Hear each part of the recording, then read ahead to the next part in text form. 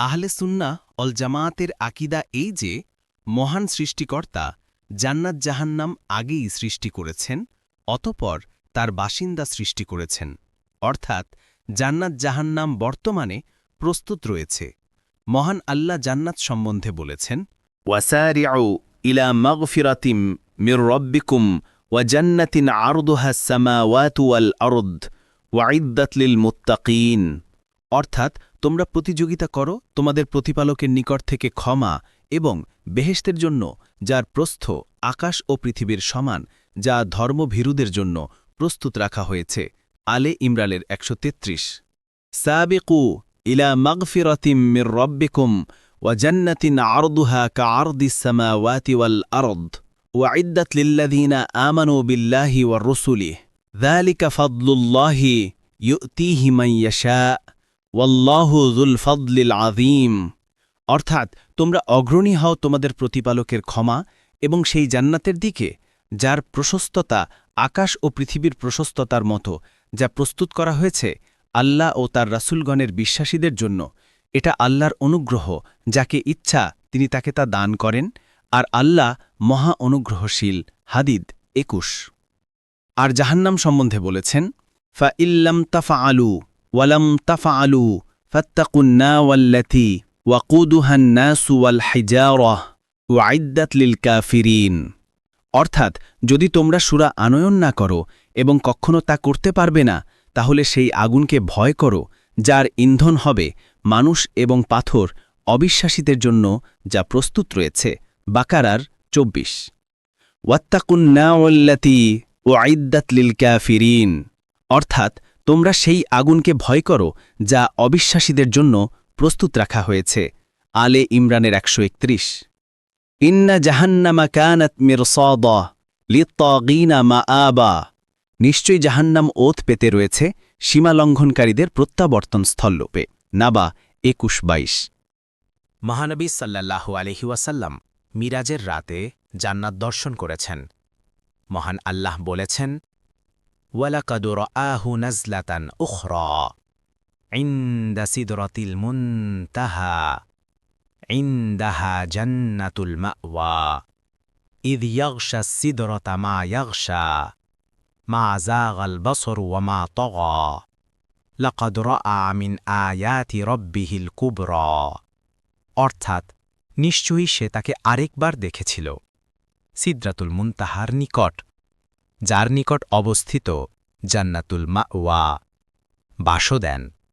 যখন বদ্রী বৃক্ষটিকে যা আচ্ছাদিত করার ছিল তা আচ্ছাদিত করল, তার দৃষ্টি বিভ্রম হয়নি, দৃষ্টি লক্ষ্যচ্যুতও হয়নি। নিঃসন্দেহে সে তার প্রতিপালকের মহান নিদর্শনাবলী দেখেছিল। নাজম 13-18। বরং মহানবী সাল্লাল্লাহু আলাইহি ওয়াসাল্লাম সে রাত্রে জান্নাতে প্রবেশ করেছেন। বুখারী ও মুসলিম। মহানবী সাল্লাল্লাহু আলাইহি ওয়াসাল্লাম বলেন, তোমাদের কেউ যখন মারা যায় তখন সকাল সন্ধ্যায় তার অবস্থান ক্ষেত্র তাকে প্রদর্শন করা হয়। জান্নাতি হলে জান্নাতের এবং জাহান্নামী হলে জাহান্নামের। তাকে বলা হয়, এই হল তোমার থাকার জায়গা, যে পর্যন্ত না তোমাকে কিয়ামতে আল্লাহ পুনরুত্থিত করবেন। বুখারী 1379, মুসলিম 2866 নং। কবরের হিসাব ও প্রশ্ন সংক্রান্ত দীর্ঘ হাদিসে বর্ণিত হয়েছে যে তখন আসমানের দিক হতে এক শব্দকারী শব্দ করেন যে, আমার বান্দা সত্য বলেছে, সুতরাং তার জন্য বেহেশতের একটি বিছানা বিছিয়ে দাও এবং তাকে বেহেশতের একটি লেবাস পরিয়ে দাও। এছাড়া তার জন্য বেহেশতের দিকে একটি দরজা খুলে দাও। তখন তার প্রতি বেহেশতের সুখশান্তি ও বেহেশতের খুশবু আসতে থাকে এবং তার জন্য তার কবর দৃষ্টিসীমা বরাবর প্রশস্ত করে দেওয়া হয়। আহমাদ 4-287-288, আবু দাউদ 4753 নং। একদা সূর্যগ্রহণের নামাজ পড়তে পড়তে মহানবী সাল্লাল্লাহু আলাইহি ওয়াসাল্লাম জান্নাত দর্শন করে অগ্রসর হয়েছিলেন এবং জাহান্নাম দর্শন করে পিছু হটেছিলেন। মুসলিম 901 নং।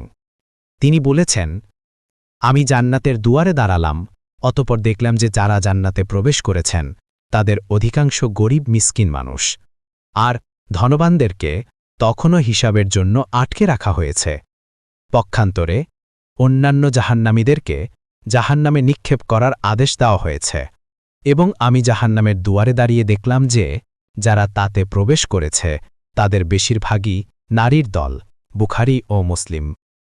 রাসূলুল্লাহ সাল্লাল্লাহু আলাইহি ওয়াসাল্লামের কাছে সাহাবীদের কোনো কথা পৌঁছল। অতঃপর তিনি ভাষণ দিয়ে বললেন, আমার নিকট জান্নাত ও জাহান্নাম পেশ করা হলো, ফলে আমি আজকের মতো ভালো ও মন্দ একত্রে কোনোদিনই দেখিনি। যদি তোমরা তা জানতে যা আমি জানি তাহলে কম হাসতে আর বেশি কাঁদতে। সুতরাং সাহাবীদের জন্য সেদিনকার মতো কঠিনতম দিন আর ছিল না। তারা তাদের মাথা আবৃত করে কান্নায় ভেঙে পড়লেন। বুখারী, মুসলিম। তিনি বলেছেন, মিমিনদের রূহ জান্নাতের গাছে ঝুলন্ত অবস্থায় থাকে। পরিশেষে কিয়ামতের দিন আল্লাহ তার দেহে ফিরিয়ে দেবেন। মালেক, নাসাই, বাইহাকি, সি সাহিহা 955 নং। উক্ত হাদিস থেকে একথাও প্রমাণ হয় যে কিয়ামত আসার পূর্বেও মুমিনদের রূহ জান্নাতে অবস্থান করে।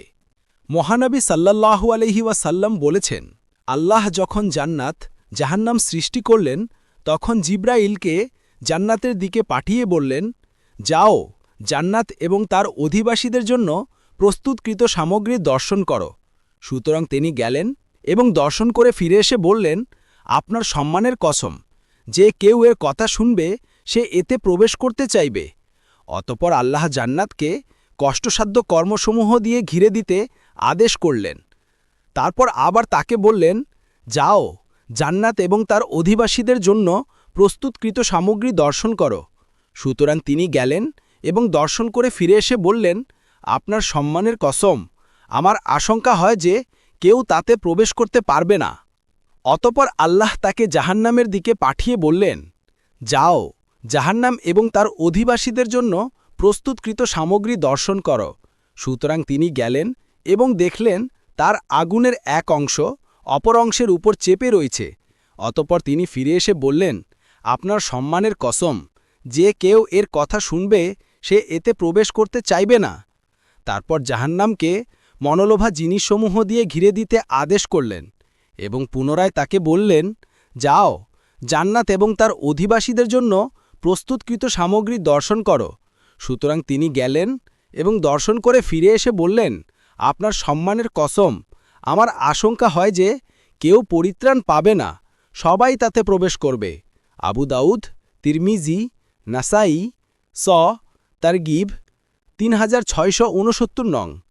হাদিস গ্রন্থগুলিতে এই শ্রেণীর আরও হাদিস রয়েছে, যাতে প্রমাণ হয় যে জান্নাত জাহান্নাম সৃষ্টি করে প্রস্তুত রাখা হয়েছে। সুর ফুকার পরেও জান্নাত জাহান্নাম অবশিষ্ট থাকবে, যেমন কিয়ামতে সূর্য থাকবে। অতএব এই সন্দেহে তা এখন সৃষ্ট নয় বলা যাবে না, বরং তা সৃষ্ট প্রস্তুত আছে। অবশ্য তার মধ্যে এমনও কিছু সাজসামগ্রী আছে যা মহান আল্লাহ পরে সৃষ্টি করবেন।